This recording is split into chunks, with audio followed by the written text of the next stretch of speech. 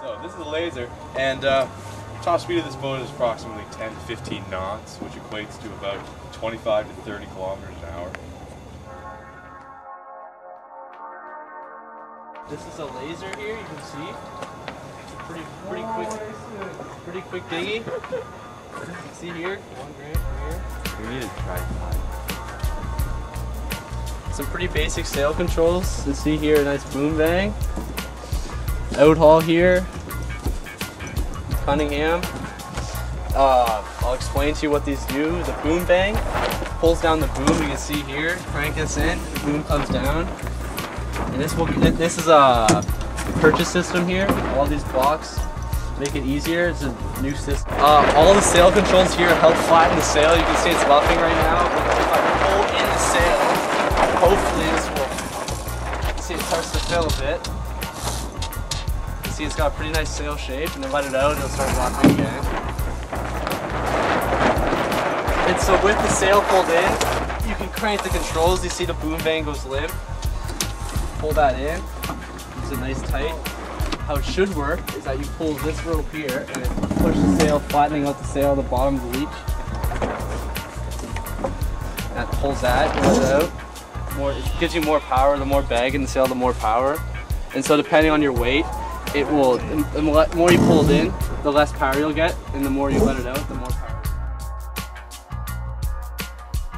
Alright, what we're going to do now is we're going to depower the sail, and we're going to do this by having Jeff pull on the main sheet, and he's right down there. So he's going to pull on the main sheet, and what this is going to do is this is going to cause the mast right here. See the mast? It's bending. It's bending. It used to be perpendicular, but now it's bending.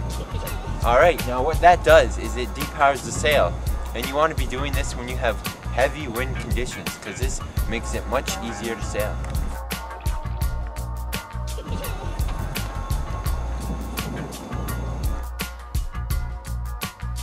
So how this boat works is that when this boat starts to heel, it'll want to tip on you. So the way to counteract that, see there's a hiking strap here. You hike this boat out like this, proper hike, come right out, flatten the boat, and a flat boat's a fast boat, that's what they say.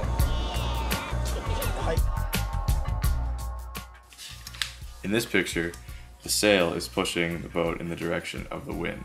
However, there's a secondary force acting on the boat, which is the centerboard.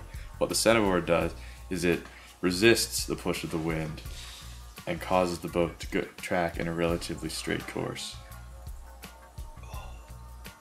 The sail of a boat when sailing upwind can be compared to the wing of an airplane. As air passes over the wing, it creates an area of low pressure. This causes the plane to be pulled into the air and creates lift. This principle can be applied to sailboats as well. When sailing upwind, the outside of the sail creates that same area of low pressure. This causes the boat to be pulled into the wind, which ultimately moves the boat forward. When the boat is facing into the wind, the sail luffs. Luffing is when the wind is acting on both sides of the sail. This reduces the forward motion of the sailboat significantly. This can be seen on the right side of the screen. On the left-hand side of the screen, we have a double-handed boat, which is heading downwind. When heading downwind, the sails are let out to take full advantage of the wind.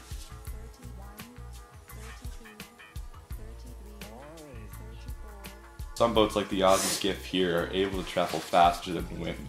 The reason that they are able to do so is due to the very high sail room to weight ratio. In some cases, 100 square meters of sail is used to pull 155 kilograms of boat. The 18-foot skiff is a pure race boat not intended for the novice sailor.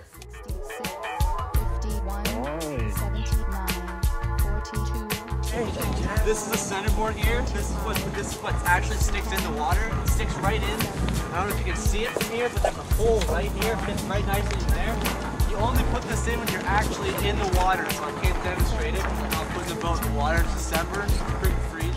Centerboard right here, because it's going to make the boat go in a straight line. Like, it's not going to let it track off course as much as it would if it didn't have one. And really what it does is it prevents side slipping, which is very bad. Okay, so what this is a fiberglass hull boat.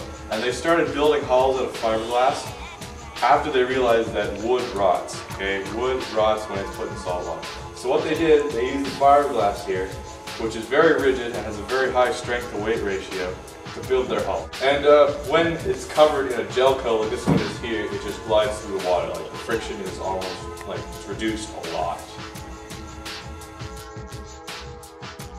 You really want to have less tiller movement as possible because it'll slow you down a lot. So usually you try to roll tack the boat. I can't demonstrate that because we're not in the water. But you only push the tiller about this much or so. You never ever push this much because that'll break you completely. And braking is bad. This way, it blocks the water flow from the bottom of the hull here, and it creates the boat to go this way, or from this way. I mean, sorry. It goes the opposite the way you push it. So if I push it this way, it'll want to go this way, due to the fact that that the blade here stops the water flow. So when we were doing this, the lighting conditions were just getting everywhere.